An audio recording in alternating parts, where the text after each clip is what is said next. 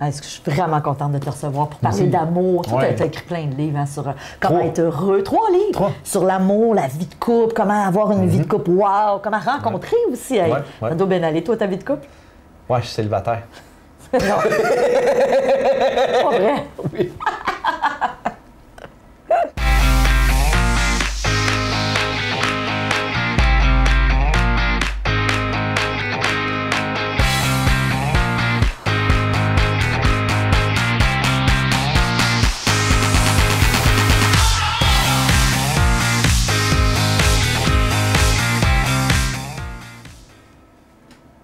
Bonjour et bienvenue à Mastef TV, votre télé inspirante. J'espère que vous allez bien.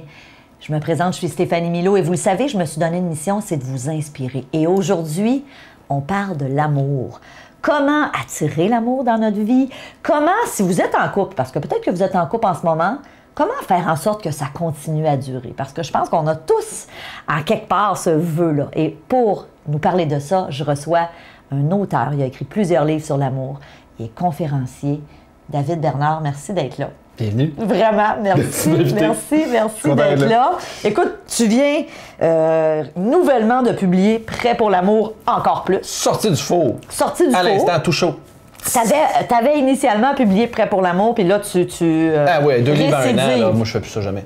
Non, je te comprends. C'est du sport. C'est du sport. C'est du sport. Ah ouais. David, en ce moment, tu es célibataire. Oui. Et j'ai envie que tu nous donnes des trucs, parce que, veux pas, dans tes livres, tu en parles de ça. Quoi faire quand on est célibataire pour rencontrer l'amour?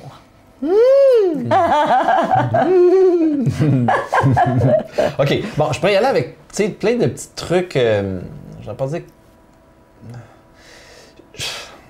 Je vais commencer avec ce que le monde ne veut pas entendre. OK?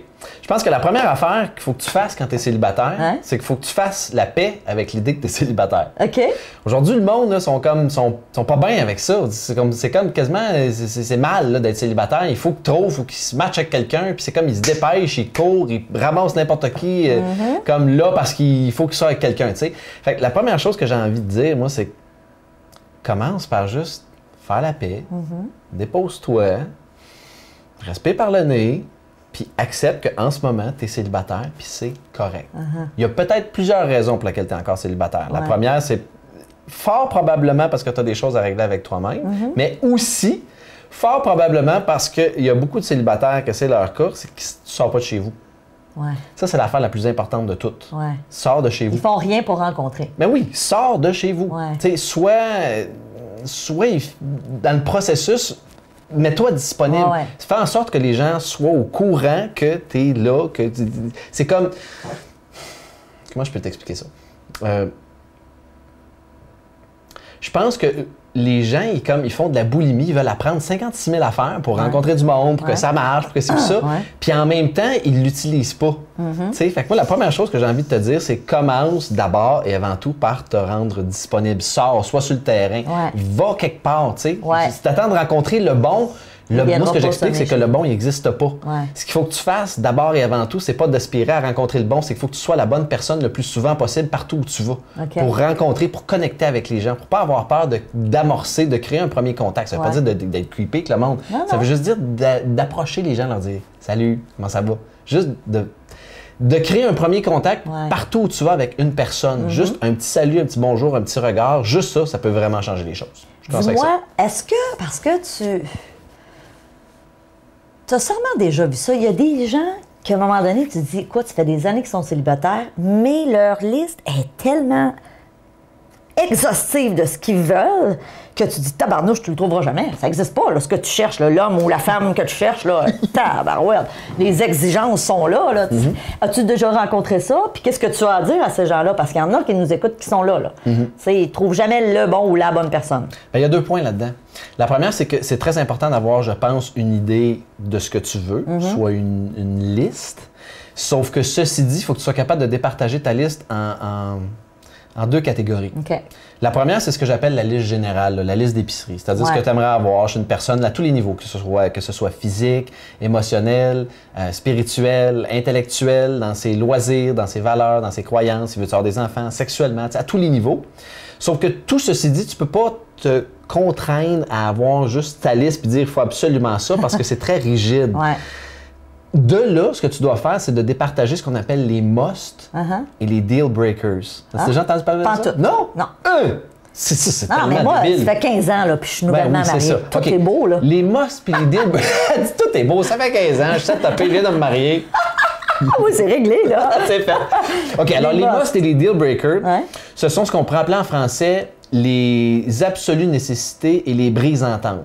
Ce sont les choses pour lesquelles tu n'es pas prêt à négocier pour aucune considération dans ton couple. Ça, souvent, tu vas pouvoir les compter sur les doigts d'une main. Donne-moi des exemples, maintenant. OK. Moi, par exemple, pour moi, un deal breaker, c'est une fille qui fume. OK. C'est-à-dire que si je rencontre une fille, elle peut être super belle, elle peut me faire vibrer. Si elle fume son demi-paquet par jour, je ne serais pas capable d'être avec. Donc, on leur dit de ne pas appeler davidbernard.ca si tu fumes. On va être bien convaincante. Ou te promettre d'arrêter de fumer. Ouais, c'est ça. Tu sais, je vais te donner un autre exemple de ça. Ça, c'est le classique pour les femmes. Okay? La fille, elle rencontre un gars, puis elle va avoir des enfants, l'horloge biologique commence à faire clic, clic, clic, clic, clic, puis elle sent, puis elle ressent la pulsion, puis elle arrête d'avoir des enfants dans la vie, puis elle rencontre un super beau. Elle rencontre Christian Grey. 50 nuances de Grey. Oh, j'espère que... Il est beau. Il est pas millionnaire. Il est billionnaire. Il vole des deltaplanes. Il est président de compagnie, mais lui, il veut pas d'enfants. Là, souvent... et il aime la domination aussi. C'est parce que tu oublies ça là, dans les nuances de Grey. Il fallait que tu ramènes la domination. Oui, c'est ça. Moi, j'ai pas parlé de ça, c'est toi. Hein? Mais tu sais, le point, c'est que la fille, souvent, c'est plus prédominant ça, chez les femmes que chez les hommes. Il y a on appelle le syndrome de la belle et la bête. Si c'est une belle bête, je vais le changer en prince. Je vois le potentiel, je vais le polir, je vais frotter ça, il va changer avec moi. Je vais tellement l'aimer, il va changer, il va vouloir. Grave erreur. Puis ce qui se passe, c'est qu'ils se retrouvent 4 ans plus tard à avoir bâti une relation avec un homme qu'elles aiment, mais qui ne peut pas répondre à un de leurs critères les plus importants, c'est-à-dire d'avoir des enfants. Alors là, ils se retrouvent complètement déchirés dans qu'est-ce que je fais avec ça. C'est soit que je sacrifie ma relation ou je sacrifie mon rêve. Fait qu'ils sont prises dans ce qu'on appelle une double contrainte, c'est-à-dire que des deux bords, tu perds. Fait que c'est quoi que tu vas sacrifier? Ton amour ou ton rêve? Alors, ça, tu peux tout éviter ça en clarifiant d'abord et avant tout quels sont tes must et tes deal breakers. Et ça, c'est le plus important. Fait que toute la liste... C'est variable, ça peut bouger, ça peut changer, ça peut s'ajuster, c'est pas la fin du monde. C'est impossible que tu rencontres tout ce que tu cherches à avoir chez une personne. Par contre, c'est essentiel que tu retrouves chez cette personne-là ce que tu veux absolument avoir, tes must. C'est comme pas négocier. Et ce que tu ne veux absolument pas avoir, il ne faut pas que ce soit là. Puis si ça, tu as ça, le reste de la liste... Parce que le reste, on peut se négocier.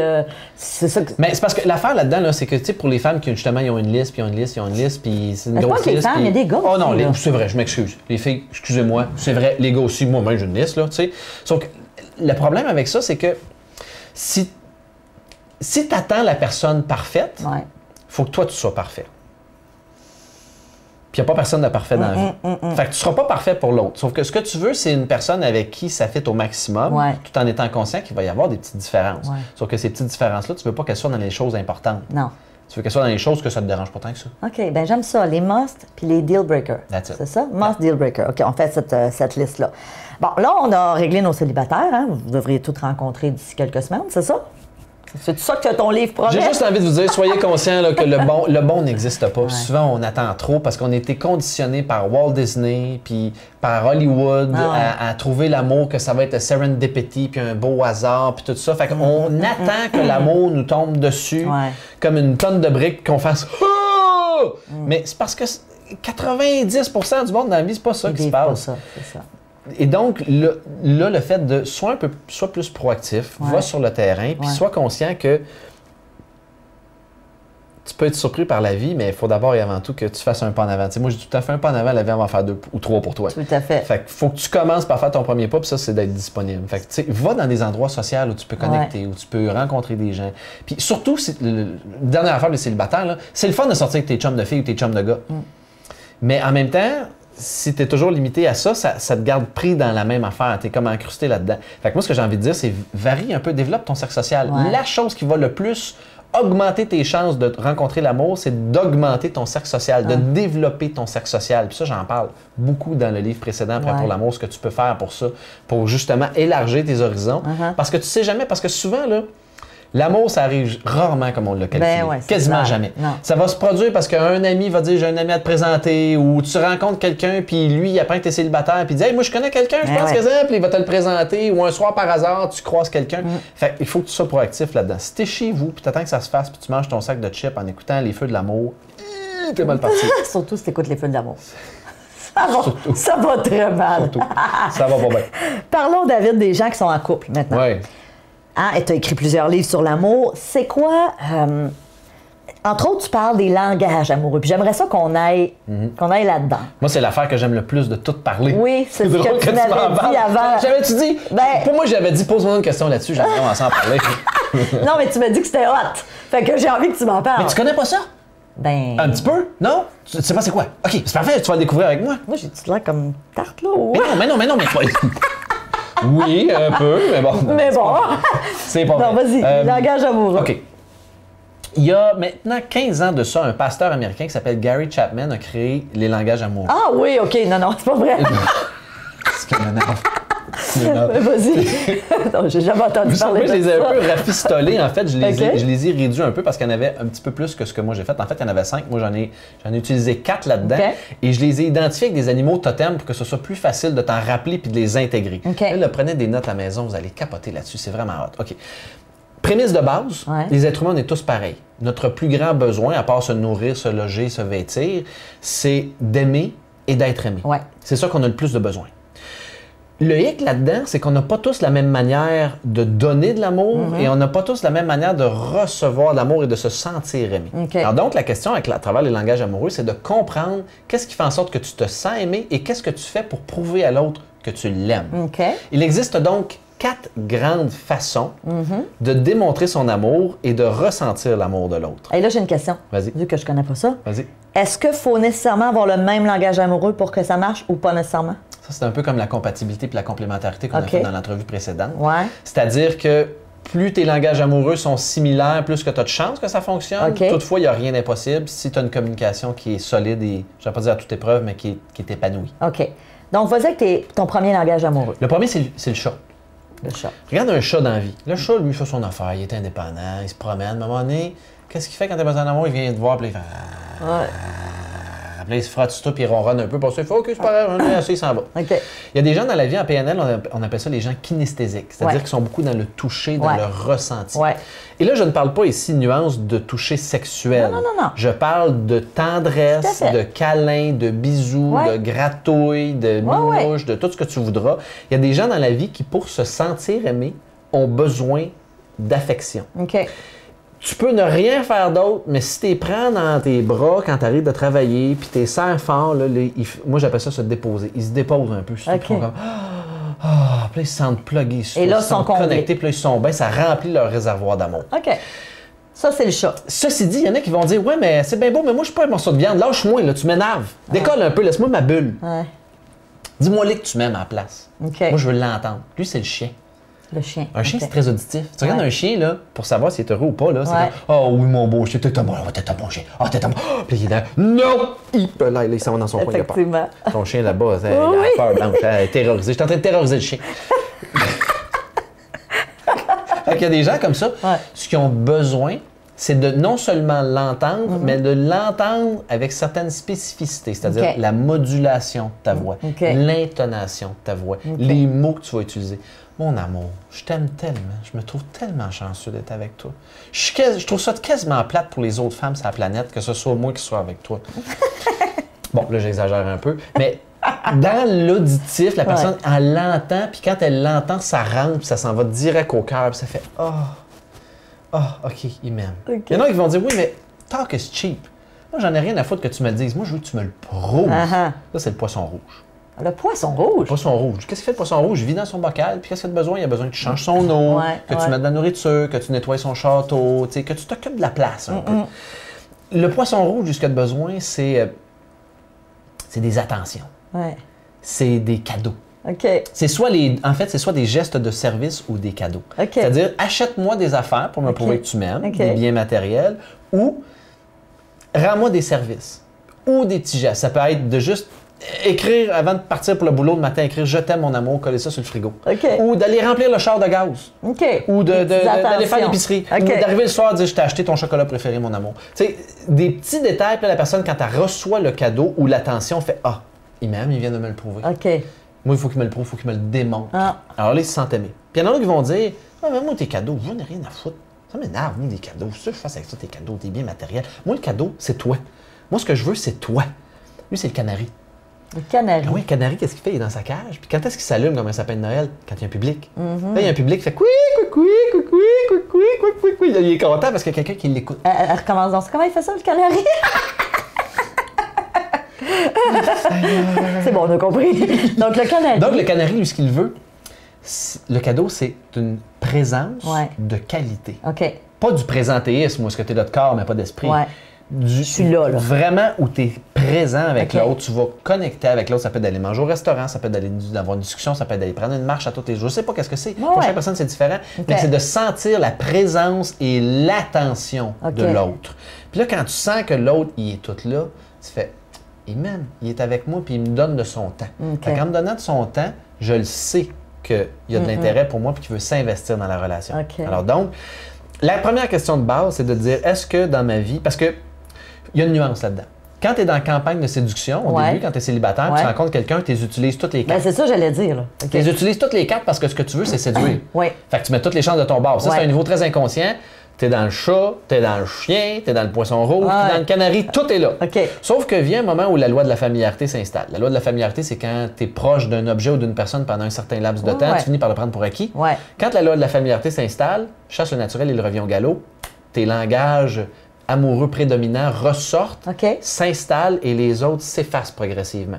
Et souvent, on va avoir un langage amoureux qui est très fort et un second qui est présent. Ah, OK. Fait que tu en as habituellement deux. On les a toutes. Comprenons-nous bien. Mais il y en a deux qui te font vibrer. Puis là, si tu es chez vous et tu te dis, ouais, mais moi, je sais pas, moi, c'est quoi mon langage amoureux? Facile. Pose-toi la question, en fait, va dans tes souvenirs et remémore-toi le moment où tu t'es senti particulièrement aimé par ton conjoint, ta conjointe. Et là, rappelle-toi aussi clairement que possible, qu'est-ce qui se passait? Qu'est-ce qui se passait dans la scène? Est-ce que c'est parce qu'il te touchait puis vous étiez dans une communion physique? Est-ce parce que ce qu'il était en train de te susurrer à l'oreille des mots doux? Est-ce que c'est parce qu'il t'a acheté un cadeau puis ça t'a tellement marqué ou il a fait un geste que je peux pas croire qu'il a fait ça pour moi, c'était tellement beau, il m'a demandé en mariage, qu'il peut-être bien raide, ou quelque chose comme ça? Ou encore, est-ce que c'est, hey, on passait un temps ensemble tellement extraordinaire de qualité que c'est comme je me suis tellement senti aimé, tu sais? Fait que c'est juste de te rappeler un souvenir où tu t'es senti vraiment connecté et aimé. Puis de voir ce qu'il faisait. Et de là, si tu fais l'équation puis tu déduis, habituellement, tu vas trouver un ou deux langages dans la scène. Et ça, souvent, ce sont tes langages prédominants. Et là où ça devient intéressant, c'est quand tu es en couple. Utilise la communication, ouvre une petite bouteille de vin un soir, puis parle de ça avec ton chum ou avec ta blonde. Puis ça peut vraiment faire une super belle communication, une super belle discussion de... Toi, tu penses que t'es quel animal ou tu penses que je suis lequel? Puis il y en a des fois, tu sais tout de suite, c'est comme, toi, t'es un chat, tu sais. Ah, ben oui, je le sais. Toi, t'es quoi? Toi, t'es un chat, je pense. Ben oui, solide dans le tapis. Moi, je suis un chien, moi. Je pense que je suis un chien. Ah ouais, tu vois? Mais mais t'imagines-tu comment juste là, en 2 secondes qu'on vient de se dire ça, moi, je sais comment te faire plaisir. On n'est pas compatibles pantoute. On n'est pas compatibles pantoute. Une chance. Écoute, imagine, moi, je sortais avec un poisson rouge. Puis, tu sais, mon père a fait 2 faillettes dans la vie. Il y a des Noëls où est-ce que j'ai eu des boîtes de Ferrero Rocher. Mettons que quelqu'un prend juste l'extrait de... Imagine-toi, je sortais avec un poisson rouge. Tu sais, pris hors contexte, c'est drôle. Mais ce que tu dis, c'est que tu sortais avec un poisson rouge et... Puis moi, mon père a fait 2 faillettes. Tu sais, il y a un Noël, je me rappelle, là, notre cadeau de Noël, à moi puis mes 2 frères, on est 3, là, c'était une boîte de Ferrero Rocher. Tu sais, fait que moi, là, des cadeaux, là, j'ai de la misère à acheter ça. C'est pas dans ma nature, c'est pas important. Pour moi, ça va me faire plaisir que tu m'achètes de quoi. Je vais être touché par l'attention. Mais si tu veux vraiment faire plaisir, fais-moi une caresse puis donne-moi un petit bec dans le cou, tu sais. Là, je vais vraiment me sentir aimé. Imagine que Fait que tu disais tantôt, ça se peut-tu que tu aies 2 langages amoureux différents puis ça marche pareil? Ça se peut, mais il faut que tu sois vraiment bon pour donner à l'autre ce qu'ils veulent. Donc, il faut que tu sois flexible. Si t'en es conscient. Faut que tu sois flexible pour aller dans le langage de l'autre. Si elle, mettons, ton ex était consciente que t'es un chat. C'est ça. C'est ça l'affaire. Mais mettons que la prochaine serait un canari encore puis toi un chat. Là, c'est drôle, là, mais... Non, mais au moins, quand on le sait, Ouais. On sait ce qui fait plaisir à l'autre. Puis je comprends ce que tu veux dire. C'est plus facile quand on est pareil. Ah oui. Parce que, je veux dire, ce qui me fait plaisir te fait plaisir. Ma relation la plus ouais. fun dans mes 40 années d'existence, ça a été avec un chat. Parce que je suis un chat. Ah. Fait qu'on Tu vois, moi, je pense que mon chat, mes chiens, fait qu'on est correct. Ah, tu vois? Mais il n'y a rien d'impossible. Excuse-moi. Deux chiens puis le poodle dans le coin. Vous le voyez pas, vous autres, il est juste là. Blanche. Ça me regarde avec des yeux confus. Aïe, aïe. Donc, tout ça pour dire qu'il n'y a rien d'impossible. Ouais. Mais à partir du moment où tu comprends quel est ton langage amoureux Ouais. et celui de ton partenaire, tu peux vraiment spinner ta relation vers le haut puis vraiment gagner en connexion avec l'autre parce que tu sais quel est son besoin fondamental au niveau de l'amour, au niveau de son langage amoureux, qu'est-ce qui le fait vibrer. Quand tu sais ça, hey, tu as une longueur d'avance sur tellement de monde. Puis là, j'ai une autre question qui sort du contexte amoureux, mais qui est une autre forme d'amour. Par exemple, on a tous les deux des enfants. Moi, j'ai un petit gars de 8 ans. Ouais. Est-ce que ça pourrait m'aider de connaître son style? C'est-tu juste en amour ou ça peut même être avec mon fils? Oui. Moi, Oui. Oui, OK. Surtout qu'un enfant, là, la chose qui a le plus de besoin dans la vie pour s'épanouir, c'est de l'amour. Ouais. C'est de la sécurité puis de l'amour. Un cadre, de la sécurité puis de l'amour. OK. On va dire, admettons, là, en âge, là, tu mets le cadre pour qu'il soit en sécurité là-dedans, puis tu mets de l'amour en masse. Mais il y a un langage amoureux.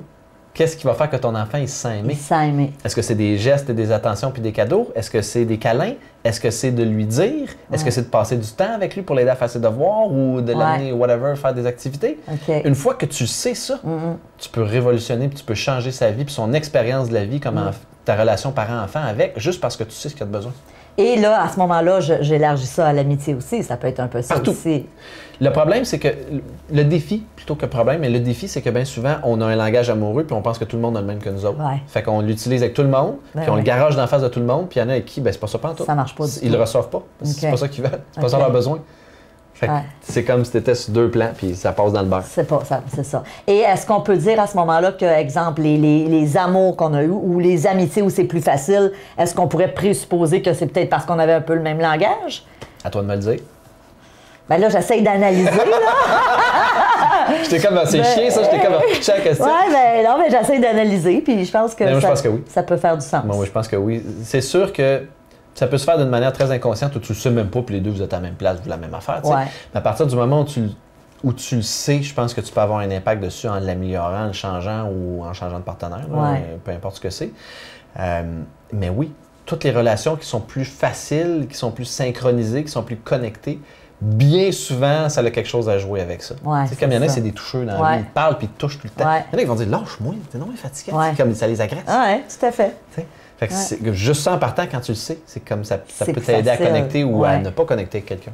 Dans une entrevue qu'on a faite précédemment, je te posais la question pour les gens qui vivent en ce moment des difficultés dans leur vie de couple, c'était quoi le meilleur conseil? Puis tu nous as dit, écoute ton cœur. Puis je suis tellement d'accord avec toi. Est-ce que tu aurais d'autres... j'ai envie de te poser la question parce que tu as l'expérience. Puis moi aussi, je l'ai l'expérience. On en a parlé là, avant l'entrevue. Avec le même homme, marié, tout ça. Oui, mais aussi d'avoir eu d'autres relations qui se sont terminées. Fait qu'on a... est-ce que tu penses qu'à partir du moment où ça va mal dans un couple, est-ce que selon toi, selon la perception de David Bernard, est-ce que c'est vraiment fini? Non. Puis, non. Ou tu penses que ça peut revenir? Ben oui, ça peut revenir. OK. Ben oui, puis je l'ai vu à plusieurs reprises, puis j'ai coaché des gens pour les aider à repartir ça. Sauf que ça, c'est sûr que des fois, c'est un processus parce que les gens souvent entendent d'être à côté sur le pied du mur, de là, on se laisse. Fait qu'on consulte ou on se laisse. Ah ouais. Mais là, c'est comme peut-être que tu aurais pu faire ça avant. Fait que toi, ton conseil, c'est quoi? C'est s'il y a des défis en ce moment dans la vie de couple, c'est de rapidement aller chercher une aide extérieure? C'est délicat comme question parce que oui, je pourrais dire définitivement avoir une aide extérieure, ça peut t'aider parce que quand tu as une personne qui est objective, qui a de la perspective, qui comprend les deux personnes, ça peut te donner un take, un avantage dans le couple parce que tu peux vraiment comprendre plus l'autre parce que tu as un filtre, tu as quelqu'un qui est là pour t'aider à reçoit puis te l'explique. Puis souvent, ça arrive des fois que deux personnes n'arrivent pas à se comprendre. Non. Ils sont en les couple, émotions tu te demandes pourquoi ils sont ensemble, mais ils sont pas capables de se comprendre. Ouais. Fait que oui, c'est sûr que d'avoir de l'aide extérieure, ça peut jouer. Ceci dit, je pense que d'abord et avant tout, la chose la plus importante, c'est ton intention. Tes bras sont-tu baissés là, ou tu as encore envie de travailler sur ton couple? Si tu n'as plus envie de travailler sur ton couple, tu t'es rendu au bout, puis là, tu fais juste attendre que le temps passe, puis que ça s'use tout seul, puis on est sa casse, ou que l'autre se tanne, puis dise « moi, je m'en vais », il n'y a plus grand-chose à faire. Sauf que si ton intention là-dedans est encore, OK, c'est pas facile, on a des différences, mais on a toutes les deux envie mais d'essayer. Les deux, on veut que ça marche, on veut se donner, on veut soit sauver la famille, ou on veut soit sauver notre union, ou on veut soit, peu importe. Moi, je pense que partout où il y a de l'espoir, il y a des possibilités. Sauf que d'abord et avant tout, faut qu'il y ait une intention de, OK, on veut que ça marche. On veut que ça marche. Ou au contraire, d'arriver au bout de la ligne puis de dire, bon, ben là, je pense qu'on a fait ce qu'on avait à faire. Puis là, ben, c'est d'avoir ce qu'on a dit plus tôt, le courage de dire, OK, on est allé au bout de notre histoire. Puis là, ben, c'est le courage. Je me rappellerai toujours quand je me suis divorcée. Je dis tout le temps mon premier divorce, j'en ai eu juste un. Mais mon mari, à l'époque, avait trouvé un livre. Ça s'appelait « Rompre sans tout casser ». Et il avait comme aucune idée qu'est-ce qui se préparait. Puis il m'avait dit « Qu'est-ce que c'est, ce livre-là? » Mais c'est ça, c'est que je voulais des outils parce que c'est difficile à prendre, cette décision-là. Arriver à ce constat-là, des fois, on n'est pas à la même place dans le couple. Des fois, ce qui arrive aussi, c'est qu'il y en a un qui a commencé déjà le travail intérieur de se préparer à se séparer. Fait que quand vous arrivez à vous séparer, il y en a un qui n'est pas prêt pantoute, puis l'autre qui est complètement rendu là, même qui est passé ça, puis c'est comme, ouais, let's go. Puis là, tu as un clash, tu sais. Oui, vraiment. Et puis le fait d'avoir des enfants aussi, le fait les biens matériels. Souvent, les gens, c'est ce qu'ils voient, ils disent, je vais rester parce que c'est tellement compliqué, ils ne peuvent pas s'imaginer. Je vais te dire rien qu'une affaire. C'est moi, en tout cas, de mon expérience de papa monoparental qui s'est séparé, c'est la chose la plus niaiseuse au monde que de rester en couple pour ça. Puis je le vois beaucoup. Je le vois vraiment beaucoup. Mais en tout cas, pour moi, c'est venu à une réflexion à la fin parce que oui, OK, j'ai hésité pour la maison, les biens, tout ça. Tu te dis, c'est plate, c'est séparé ça va être compliqué. Puis en même temps, tu te dis, OK, je vais-tu baser ma vie puis mon bonheur sur ma maison ou sur mon sentiment intérieur? Non, si tu te sens pas bien, puis tu n'arrives pas à le spinner, tu n'arrives pas à le changer, tu n'arrives pas à revitaliser cette émotion-là, puis finalement, tu es juste dans le pas bien, puis que ça t'indique que tu n'es pas à la bonne place. Aïe, aïe, tu vas rester dans cet état-là, misérable, pour une maison? Je suis désolé, mais tes valeurs sont... Je t'inviterais à réfléchir à tes valeurs à ce moment-là. J'allais dire, ils ne sont pas à bonne place, mais ça, c'est libre à chacun. Là, mais je t'inviterais à y réfléchir parce que oui, OK, c'est vrai. Là, c'est pas facile, une séparation. C'est très difficile. Mais derrière chaque épreuve et chaque difficulté, il y a des cadeaux, puis il y a de la croissance, puis il y a une évolution, puis il y a de la lumière au bout du tunnel, puis des fois, il faut que tu passes par là. Oui. Merci. Bienvenue. Évidemment, prêt pour l'amour, encore plus.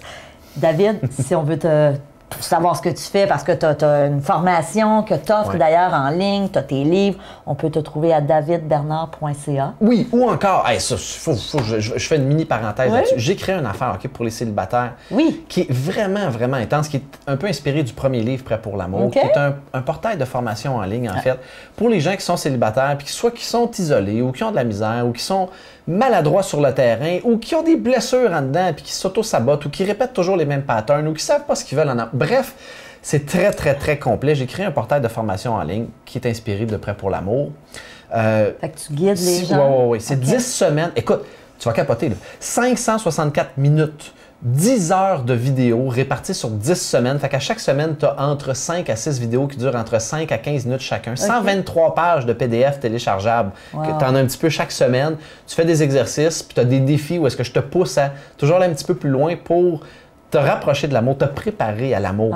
C'est vraiment hot. Puis non seulement ça, écoute, je te dis, il y a un mur de témoignages de gens qui l'ont fait, qui ont attiré l'amour dans leur vie grâce à ce portail-là. C'est vraiment spécial. Puis si vous êtes curieux, c'est bien fait. Puis j'ai tellement fait ça un prix accessible, c'est ridicule, mais je voulais toucher le plus de nombre de gens possible avec ça. Bref, si vous voulez aller voir, c'est www.ppla, comme Prêt pour l'amour, ppla.ca. ppla.ca, yes. Ouais. David, merci Bienvenue. Beaucoup. Bienvenue, merci de ces précieux conseils. Ça me fait plaisir. Puis là, la prochaine fois qu'on te reçoit, là, ça va être pour nous parler de ton nouvel amour. Mariage. Mariage! All right, j'aime ça. Yes! Merci de votre confiance. Merci d'être là. Je vous embrasse. À la prochaine. Salut.